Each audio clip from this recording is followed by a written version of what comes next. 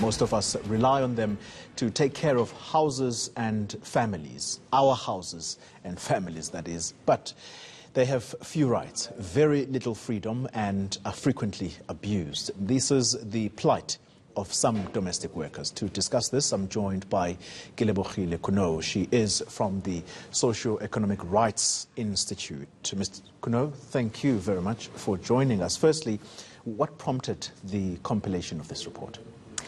So what prompted this compilation of the report was basically that amongst doing interviews with domestic workers in Johannesburg and in other places like Rustenburg, we realized that what the law says and what actually happens in practice is very different. So even though domestic workers have rights under the Basic Conditions of Employment Act, the Labour Relations Act and others, in practice, domestic workers were not having that experience. So the focus provinces, Gauteng and the Northwest, were those Yes. the provinces that you So this is the explore. Socio-Economic Rights report. Yeah. The Solidarity report focuses on a national level. So the Solidarity report is the one that encompasses. All right. Now, just some of the injuries that are sustained whilst at work, but also the diseases that some of the domestic workers tend to get. I mean, I was reading, they range from stab wounds, dog bites, to chronic spinal cord pains, blindness, and in some instances, death. Tell me about some of these that have actually led to the death of a domestic worker. So I think one of the issues is because a home is thought of as this place where you relax, you don't think that it's dangerous. You don't think that in your home, an injury that could potentially lessen someone's work prospects would happen inside of your home.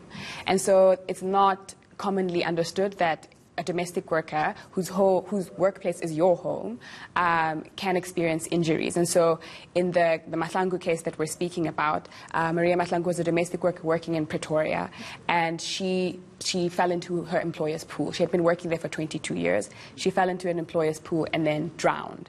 And so that's what prompted the Masanga case, which Sari is working on. And the report that Solidarity Center then commissioned a researcher from WITS to do, basically was trying to figure out what is the incidence of workplace injuries in terms of domestic workers in South Africa, and what kinds of injuries can domestic workers actually experience. So talk to me about the case that you've just raised of Ms. Masanga. So she drowned. What happened thereafter? Was there any recourse for her family, family members? So when she drowned, a woman by the name of Pinky Mashiane, who then was under the union SATSAO, but later founded her own union, United Domestic Workers of South Africa, she wanted to find justice. And so she went with Maria's daughter everywhere, essentially, to find justice. And when they went to the Department of Labor, they were told that because domestic workers are not covered under the Compensation for Occupational Injuries and Diseases Act, that she would not be able to claim. Why are they not covered? So that's the question that we're actually asking in this case. And so domestic workers under Section 1 of this Act are excluded. It's expressly excluded that the definition of employee does not include domestic workers who work in private households. And so the whole premise of the argument that we're making is that that exclusion is unconstitutional and discriminates against 1 million black women in South Africa. So when all is said and done, Ms. Khunou, are domestic workers adequately covered under the country's occupational laws? And if not, what is being done to force government to actually enact such laws? So two things are happening simultaneously. So in October of 2018, the Department of Labor announced that it would be amending COIDA to include domestic workers. And this was around the same time that we were beginning our process in court. And so Socio-Economic Rights Institute went to court on behalf of Sylvia Masanga, who's Maria Masanga's daughter, and SATSAO. And firstly, like I said, we argued that it is unconstitutional that domestic workers are not included under this act.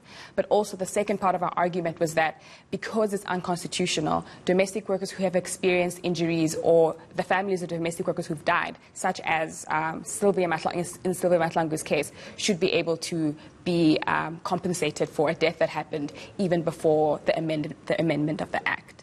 And so the next step then is so the Pretoria High Court heard these in two separate hearings and confirmed that it is unconstitutional, and this declaration of invalidity of this section should be applied retrospectively. So we're going to the Constitutional Court to have these two rulings confirmed.